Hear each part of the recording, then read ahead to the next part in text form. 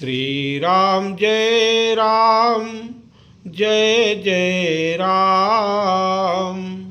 श्री राम जय जय राम। श्री राम जय जय राम। श्री राम जय जय राम। श्री राम जय जय राम। श्री राम जय जय राम।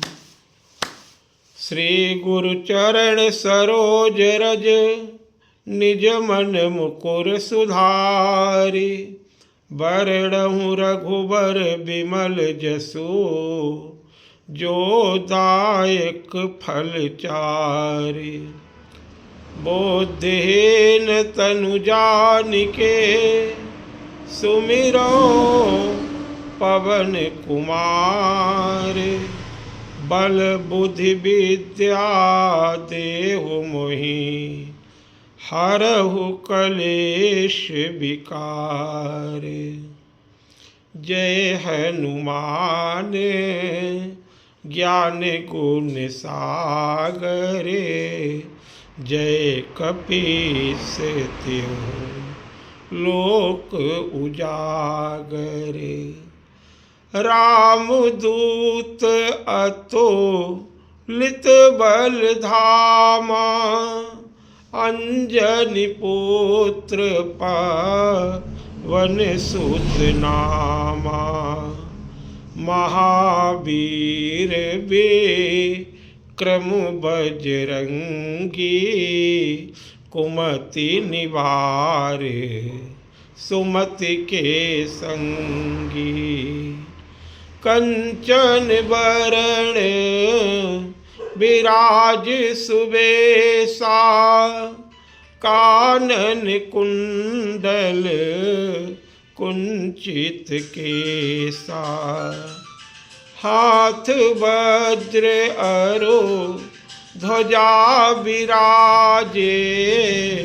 कांधे मूज जनेऊ साजे। शंकर स्वयं केसरी नंदन। तेज प्रतापु महाजगबंदन। विद्यावान गुणी अति चातुर। राम काज करिबे को आतुर। राम काज करिबे को आतुर। बोले श्री वरदानी हनुमान जी महाराज की जय हो। सियावर रामचंद्र भगवान की जय हो। श्री राम चरणानुरागी प्यारे भक्तों, सुंदरकांड की कथा इसलिए सुंदर है क्योंकि इसमें हनुमान जी महाराज राम काज करने के लिए तत्पर होते हैं। जामवंत जी ने जो कहा उतने ही आपने किया। यद्यपि आप सब कुछ करने में समर्थ हैं। जामवंत जी से आपने कहा भी, हजारों रावण मिलकर के भी मेरा मुकाबला नहीं कर सकते। जब मैं पहाड़ों और विशाल वृक्षों के द्वारा उन पे विकट रूप धारण करके, भीम रूप धारण करके प्रहार करूंगा तो एक रावण की क्या बात, हजारों रावण भी हमारे सामने नहीं टिक पाएंगे। लेकिन जामवंत मैं पूछहु तो ही उचित सिखावन दीजहु मोहि। ये आपकी विनयशीलता है। इसलिए ऋषपति जामवंत जी महाराज ने जो बताया उसके अनुसार आप समुद्र पार करके, बाकी कथा बताई जा चुकी है, आप जो समुद्र में सिंहिका नाम की राक्षसी परछाई पकड़ करके लोगों को नीचे गिरा लेती थी, उन्हें खा जाती थी, उसे मार करके ताहि मारी अमारुत सुत बीरा, बोले बारिधि पार गए मति धीरा। तहाँ जाई और देखी बन शोभा, और गुंजत चंचरी मधुलोभा। नाना तरु फल फूल सुहाए, खग मृग वृंद देखी मन भाए। शैल विशाल और देखी एक आगे, तापर धाई चढ़ो भय त्यागे। वो शैल साधारण नहीं था, वो पर्वत ऐसा था जिसपे रावण ने हजारों विस्फोटक सामग्री वहाँ डाल रखी थी, जिसपे पैर रखते ही व्यक्ति कोई भी होता भस्म हो जाता, लेकिन हनुमान जी का कुछ भी वो नहीं बिगाड़ सका। ये आश्चर्यजनक घटना हुई। तब तो माँ पार्वती ने पूछा ऐसा क्यों हुआ, इनके ऊपर कोई प्रभाव क्यों नहीं पड़ा। तो भोले बाबा कहते हैं उमान कछु और कपि कहे अधिकाई, बोले प्रभु प्रताप जो काल ही खाई। उस विशाल पर्वत के ऊपर चढ़कर के हनुमान जी ने पहले पूरी लंका का निरीक्षण किया, और गोस्वामी जी जानते हैं कि ये लंका इस तरह की अब नहीं बचेगी, इसलिए थोड़ा वर्णन लंका का इसी समय कर देना उचित समझा। वो लंका कैसी है, बोले कनक कोट विचित्र मणिकृत, सुंदरायत नाघना, चौहट हट सुबट बीथी, चारुपुर बहुविधि बना। गजबाजी खच्चर निकर पदचर, रथ बरूथ निको गने, बहुरूप निश्चर जूथ अति बल, सेन बरनत नहीं बने। वन बाग उपवन बाटिका, सरकूप बापी सोहही, नर नाग सुर गंधर्व कन्या, रूप मुनि मन मोहही। और क्या देखा हनुमान जी ने, कहूँ माल देह विशाल शैल, और समान अति बल गरजही, नाना अखारन भेरहि बहुविधि, एक एकन तरजही। करि जतन भट कोटिन बिकट तन, नगर चहु दिशि रक्षहि, कहु महिष मानुष धेनु खर अज, खल निशाचर भक्षहि। ऐसी विचित्र दशा देखी, इसलिए गोस्वामी जी कहते हैं इनका ज़्यादा वर्णन करना उचित नहीं है। महिष मानुष धेनु खर अज, और खल निशाचर भक्षहि। यही लाग तुलसीदास इनकी, और कथा कछु एक है कही, रघुवीर सर तीरथ शरीरनि, त्यागी गति पै हैं सही। इतना सब पापाचरण करने के पश्चात भी इनका रघुनाथ जी के द्वारा संहार होगा और ये परम गति को प्राप्त करेंगे। इसलिए इनकी ज़्यादा निंदा करने से क्या प्रयोजन है, कोई फायदा नहीं है। इसलिए पुर रखवारे देखी बहु और कपि मन कीन विचार। अति लघु रूप धरो निसी नगर करो पैसार। अति लघु रूप, कैसा रूप? क्योंकि आप योगी राज हैं, अष्ट सिद्धि नवनिधि के दाता। इसलिए हनुमान जी महाराज ने मच्छर थोड़ी बन गए हनुमान जी, बल्कि सूक्ष्म रूप धारण किया। वो बिंदु के समान भी हो सकते हैं, अणिमा गरिमा लघिमा, हाँ सब उनको अष्ट सिद्धि नवनिधि आपके अंदर भरी हुई है। इसलिए हनुमान जी महाराज ने तुरंत, क्योंकि पहले से ही सब वरदान, आप तो साक्षात महादेव हैं, आपने तुरंत कौन सा रूप धारण किया? बोले मसक समान अरूप कपिधारी और लंक ही चले हो। मच्छर के समान तो रूप है, लेकिन ध्यान किसका कर रहे हैं? नरसिंह भगवान का विकट रूप का ध्यान कर रहे हैं। परमात्मा के उस दंड देने वाले जो हिरण्याकश्यपु का आपने नखों के द्वारा पेट फाड़ डाला था, उन नरसिंह भगवान का ध्यान किया, क्योंकि रावण पूर्व जन्म का हिरण्याकश्यपु ही तो है। मसक समान अरूप कपिधारी बोले लंक ही चले वो असुमेरी नर हरि।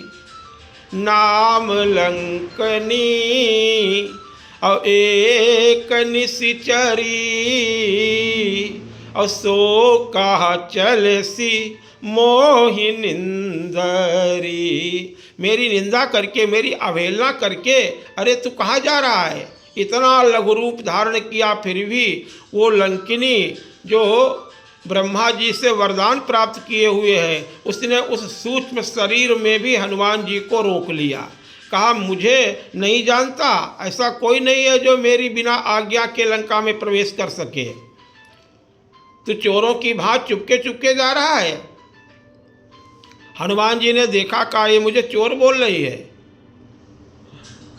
अरे चोरों का सरदार तो तेरे नगर में राजा बना बैठा हुआ है, जो मेरी माँ जानकी जी का हरण करके ले आया है, और ये मुझे चोर बोल रही है। हनुमान जी को गुस्सा आया और हल्का सा मुष्टिक प्रहार उसके किया और वो गिर पड़ी, मुंह से रुधिर गिराने लगी, खून पलटी करने लगी। अब तो उसका ज्ञान उत्पन्न हो गया, होश आया, उठ करके खड़ी हुई, चरणों में शीश झुकाया। मैं आपको पहचान गई हूँ नाथ, मैं आपको पहचान गई हूँ, क्योंकि जब राव नहीं और ब्रह्म बरुदीना और चलत बिरंची कहा मोहि चीन्हा। बिकल हो सीते और कपि के मारे बोले तब जाने सो निशिचर संघारे। मैं यक्षिणी थी, मुझे जब रावण को वरदान दिया तो उस समय मैं भी वहाँ थी, और चलते समय ब्रह्मा जी ने मुझसे कहा कि तू इस नगर की रक्षिका बनेगी, और एक बात मेरी याद रखना।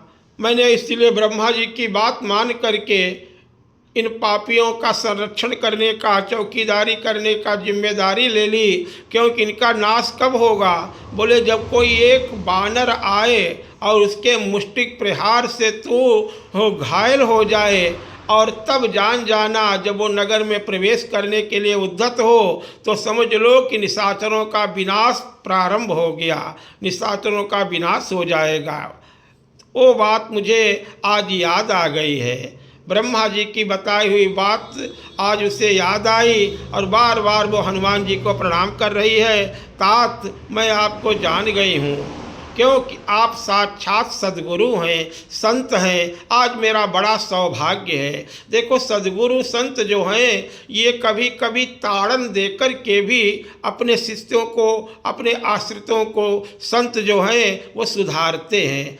कि जिस प्रकार से भी वैद्य जो है इलाज करता है जब, तो जिस प्रकार से जो फोड़ा हो जाता है तो उसे चीरने का भी काम वो करता है। जिसको दबने, जो अगर थोड़ी सी फुंसी हुई है तो ऐसी दवाई देता है कि वो दब जाए, फोड़े के रूप में न परिवर्तित हो। लेकिन जब फोड़ा बन जाता है तो उसका ऑपरेशन भी करना पड़ता है। तो अलग अलग सबके इलाज के तरीके तो वैद्य जानते हैं। सद्गुरु वेद बचन विश्वासा, ये तो सदगुरु के हृदय में ये बातें रहती हैं किस प्रकार से किस जीव का कल्याण किया जाए। तो उस मुष्टिका क्या वो कल्याण का हाथ था, सदगुरु ने उसको स्पर्श कर दिया और वो ज्ञानवान हो गई, भक्ति से परिपूर्ण हो गई, प्रेम से परिपूर्ण हो गई। तात स्वर्ग अपवर्ग सुख, अब तो वो स्वयं सत्संग की बातें करने लगी है।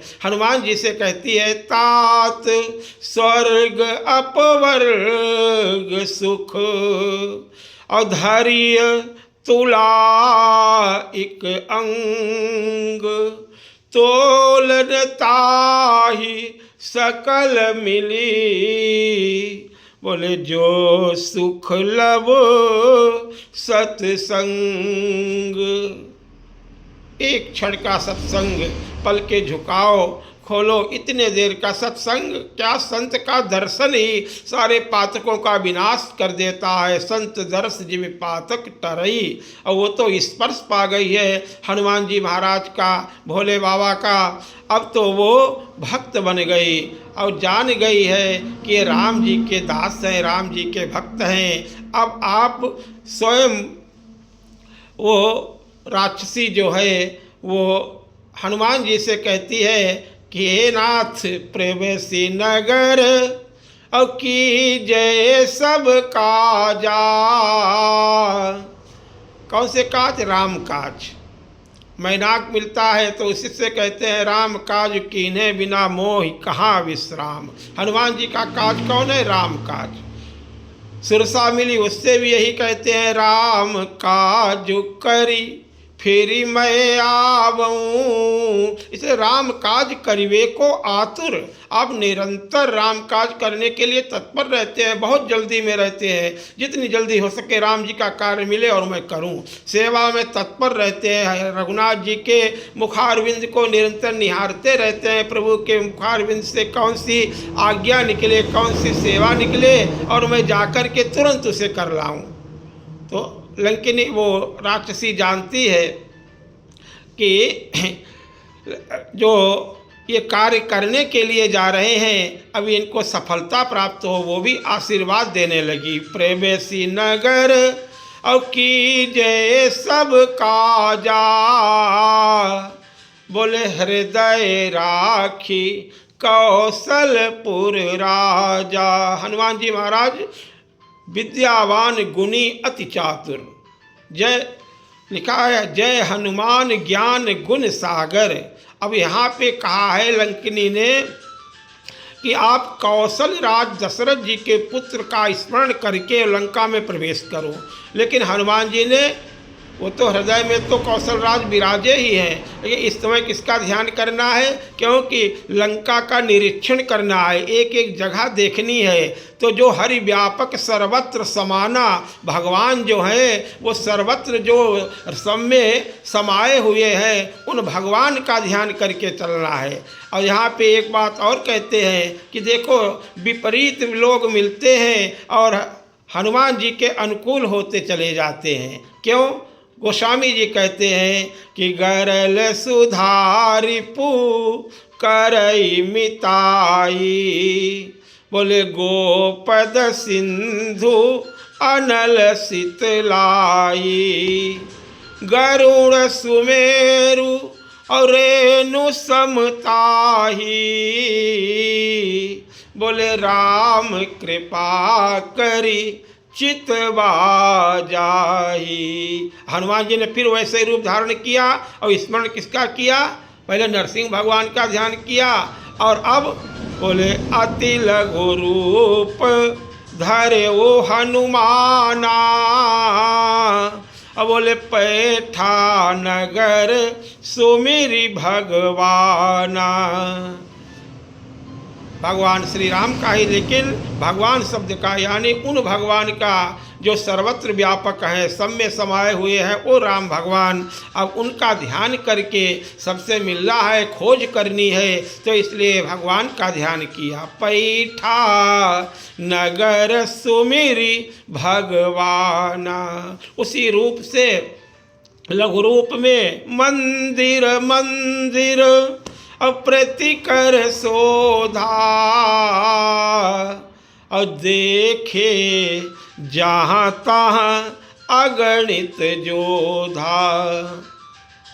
सब कहीं देख रहे हैं, सब ठिकाने देख लिए हैं, कहाँ कहाँ क्या क्या रखा है, क्या क्या इसकी तैयारियां हैं, कहाँ इसके शस्त्र हैं, कहाँ इसका जो हनुमान जी महाराज तो इस बहाने से लंका का निरीक्षण कर रहे हैं, क्योंकि इसे ध्वस्त करना है। कहाँ से सहज आक्रमण कर सकेंगे हमारे मित्र मंडली, कहाँ से किसको क्या क्या करना है, सब दूत की तरह और जासूस की तरह निरीक्षण करते हुए फिर रहे हैं। लेकिन उनको वहाँ दिखाई क्या दे रहा है? जो मंदिर है, भोले बाबा का नगर है, भोले बाबा का बनवाया हुआ वो लंका गढ़ है।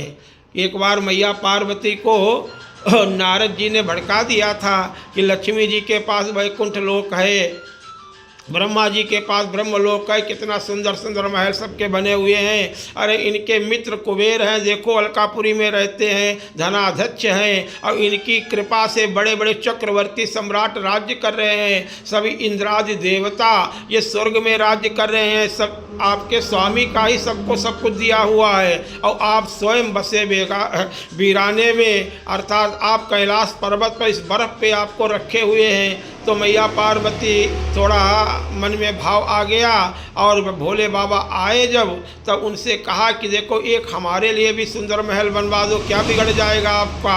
अरे सब तो रहते हैं, नारद जी की बात तो नहीं बताई, लेकिन मन में जो नारद जी की बात बैठ गई थी वो भोले बाबा जान गए कि लगता है आज देवऋषि नारद जी का कैलाश आगमन हो गया है, तो इसलिए समझाने से कोई लाभ नहीं, और इनके मन की ही कर दी जाए, होगा तो वही जो प्रभु हमारे चाहते हैं। इसलिए विश्वकर्मा को बुलवाया और विश्वकर्मा के द्वारा एक सुंदर नगर का निर्माण कराया, और उस नगर का निर्माण करके स्वर्णमय नगर, और फिर गृह प्रवेश के लिए रावण के पिता विश्रवा मुनि को बुलाया, क्योंकि गृह प्रवेश आवश्यक है। और विश्रवा मुनि आए, और इसीलिए तो वो कुबेर के पास लंका पहुंच गई थी। और विश्रवा मुनि ने गृह प्रवेश का विधिवत पूजन कराया, सभी प्रकार से वास्तु दोष के जितने भी नियम है सब पूरे किए, और वास्तुकला के अनुसार जो पूजन होता है सभी देवी देवताओं का करवा करके, जब भोले बाबा ने कहा कि महाराज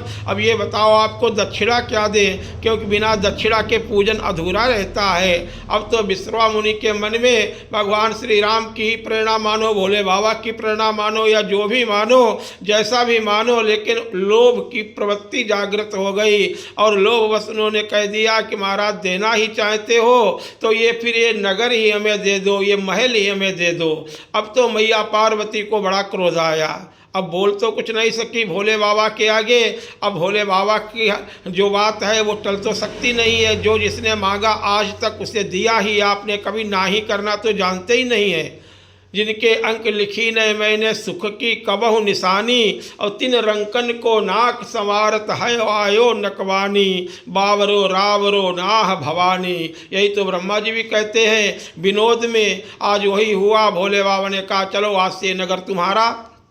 मैया को क्रोध आ गया, कहा अरे ब्राह्मण, तुमने हमारे इस नगर को ले तो लिया है, लेकिन तुम्हारी ये जो दुष्ट प्रवृत्ति की संतानें जब राज्य करेंगी तब मैं उनका इस नगर का विनाश कर दूंगी, उन्हें चैन से नहीं रहने दूंगी, और मेरे द्वारा ही होगा। तब भोले बाबा जब रामावतार हुआ, सभी देवताओं ने बन चर देह अधरी छिन माही, अतुलित बल प्रताप तिन पाही।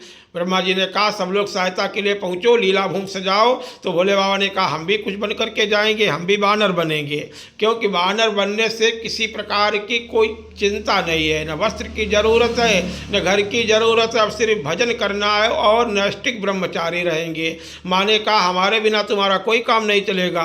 भोले बाबा ने कहा नहीं, हम आपको नहीं ले चल सकते हैं। माँ ने कहा अरे शक्ति के बिना भक्ति भी नहीं हो पाती है, शरीर में ताकत होनी चाहिए। भोले बाबा ने कहा इसीलिए तो कहते हैं कि मैं सिर्फ राम कार्य के लिए अवतार लूँगा और तुम कैसे हमारे साथ रह पाओगी।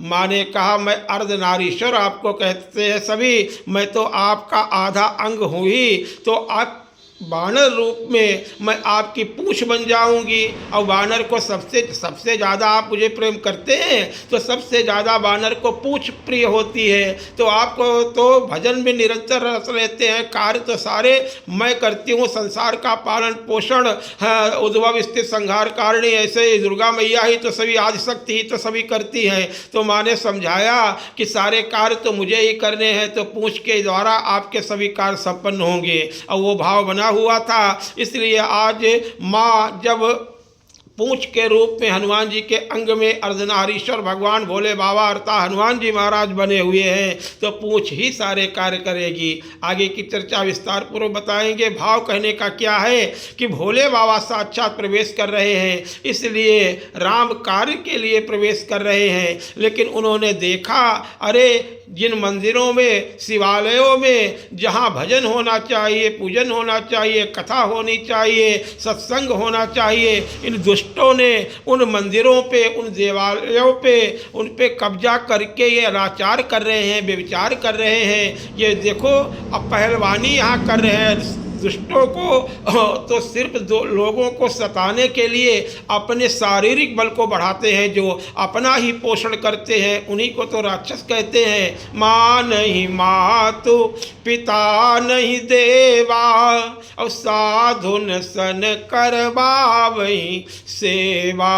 इतना विशाल शरीर बना रखे हैं, संसार को तृप्त कर रहे हैं। तो हनुमान जी ने जब देखा तो क्या देखा, मंदिर तो वो है ही है, लेकिन मंदिर में हो क्या रहा है महाराज, मंदिर अप्रतिकर शोधा, बोले देखे जहाँ तहाँ अगणित जोधा। राक्षसों ने उन पे कब्जा करके उन्हें नाना प्रकार के दूषित कर्मों से अपवित्र कर रखा है। वहाँ क्या हो रहा है वर्तमान समय के अनुसार आप समझ सकते हैं। जब हमारे मंदिरों को किस तरह से नहस किया गया, कितना धर्म स्थलों को, हजारों धर्म स्थलों को नष्ट करके वहाँ पे क्या क्या कर दिया गया। बाबा की कृपा हो गई है, हनुमान जी महाराज की कृपा हो गई है, तो दिन बहुर रहे हैं और बहुरते रहेंगे। अर्थात उनको फिर से पुनर्निर्माण करके, पुनर्जीवित करके वहाँ निरंतर धर्म की स्थापना हो रही है, क्योंकि भगवान ने जो प्रण किया है उसकी पूर्ति तो हनुमान जी महाराज ही करेंगे। हनुमान जी महाराज जो इनको सब मालूम है, राम की कथा सारी सुनाएंगे सीता मैया को कि हमारे प्रभु ने क्या प्रतिज्ञा की है। निश्चरहीन करऊ मही और भुज उठाई पनुकीन, सकल मुनिन के आश्रमनी और जाई सुख दीन। सभी ऋषियों के आश्रम पे आप जाकर के सुख प्रदान कर रहे हैं। और बाकी जो, क्योंकि गंदगी को हटाया जाएगा तभी तो स्वच्छता होगी, और स्वच्छता होगी, समतल सभी चीज़ें जब होती हैं तभी पे उन पे फिर महल खड़े होते हैं, धर्म की ध्वजा लहराती है। तो इस तरह से हनुमान जी महाराज ने भी देखा कि कहाँ कहाँ ये क्या क्या हो रहा है। देखे जहाँ तहाँ अगणित जोधा, बोले गए दशानन और मंदिर माही, अति विचित्र कही जात सुनाई। गोस्वामी जी ने कहा वहाँ का ऐसा दृश्य था, रावण मदिरा पान करके शास्त्रों अबलाओं को जो हरण कर लाया था, देव जक्ष गंधर्व किन्नर नाग कुमारी, जीत बरी निज बाहुबल बहु सुंदर बर नारी। भोग विलास से वो निरंतर लिप्त रहता था। उस अर्धरात्रि की बेला में उस दृश्य को गोस्वामी जी ने शब्दों से व्यक्त नहीं किया है। अति विचित्र वो शयन कर रहा है और संत जन, विज्ञ जन, भक्त जन समझ सकते हैं उस समय उसकी क्या दशा होगी उस महल की। इसलिए गोस्वामी जी ने शब्दों में वर्णन नहीं किया है, इतना ही कह दिया, अति विचित्र कही जात सुनाही, शयन किए और देखा कपिते ही, और मंदिर महु न दीखी बहे देही। वाल्मीकि रामायण में तो वर्णन है, मंदोदरी को देख करके हनुमान जी को एक क्षण के लिए थोड़ा मन में, क्योंकि मंदोदरी परम सुंदरी है, एक सुंदर होता है, एक परम सुंदर होता है। मैं तनुजा मंदोदरी नामा, बोले परम सुंदरी नारी ललामा। लेकिन ऐसे वातावरण में तुरंत आप चेत गए, ऐसे वातावरण में मेरी माँ रह ही नहीं सकती, वो यहाँ असंभव है। तुरंत अपने आप को स्थिर किया और वहाँ से निकल करके और सब कहीं खोजा बिना तब तक ब्रह्म मुहूर्त हो गया और एक जगह पहुँचे, सिर्फ लंकापुर में, लंका के गढ़ में आपको एक ही ऐसा पवित्र भवन मिला। भवन एक भवन ऐसा मिला, बाकी बेचारे अंदर से तो सात्विक कुछ थे भी, विभीषण के जो तरह तो नहीं कह सकते हैं, लेकिन वो चाहते भी थे, लेकिन मजबूरी में वो जितने भी थे वहाँ वो सब अनुगमन तो रावण का ही कर रहे थे, सब उनके कार्य वैसे ही हो रहे थे। तो कुछ थे लेकिन सात्विक प्रकृति का, धर्म स्वरूप भक्ति का बीज एक ही वहाँ था। यहाँ गोस्वामी जी कहते हैं कि भवन एक पुनि दीख सुहावा, बोले हरि मंदिर तहाँ भिन्न बनावा। भवन, गई भवानी भवन बहोरी, भवन यानी घर, जहाँ गृहिणी, जहाँ अन्नपूर्णा रहती हैं, जहाँ भक्त महादेव के स्वरूप अंश जीव जो भगवान का भजन करने वाला रहता है उसे भवन कहा जाता है। भवन में भी मंदिर होता है, हर घर में सात्विक प्रकृति के, भक्त प्रकृति के लोग जो हैं वो अलग से मंदिर बनाते हैं। तो वहाँ भवन है, सुंदर भवन है, क्योंकि हरि मंदिर, एक मंदिर भी बना हुआ है जो वहाँ और कोई मंदिर ऐसा है ही नहीं जहाँ भगवान नारायण की पूजा होती हो, जहाँ राम की पूजा होती है, लेकिन वहाँ तुलसी तो देखने को कहीं नहीं मिली। अरे वो चिन्ह कैसे मिलेंगे? वैष्णव भक्त तो एक ही वहाँ है, वो कौन है? बोले हरि मंदिर तहाँ भिन्न बनावा। और क्या है वहाँ? बोले रामायुध, धनुष बाण के चिन्ह अंकित हैं दरवाजे के ऊपर। रामायुध अंकित ग्रह अशोभा वर्णिन जाई, नव तुलसी का वृंद तहाँ देख हर्ष कपिराई। सोचने लगे, हनुमान जी महाराज हर्षित हो गए। इस हर्ष को थोड़ी देर के लिए कि यहाँ विश्राम भी, क्षणिक विश्राम हनुमान जी को यही प्राप्त होगा। इसलिए हम भी आप सबकी भक्तों की अनुमति से और यही भावना करते हुए निरंतर सभी भक्तों के अंदर राम भक्ति की निरंतर ज्वाला जलती रहे, प्रेम की धारा त्रिवेणी जो है गंगा जमुना सरस्वती की प्रवाहित होती रहे। इन्हीं शुभ वचनों के साथ में 2 बार प्रभु का नाम बोले, आगे फिर चर्चा होगी। बोलो श्री राम जय राम, जय जय राम, श्री राम जय राम जय।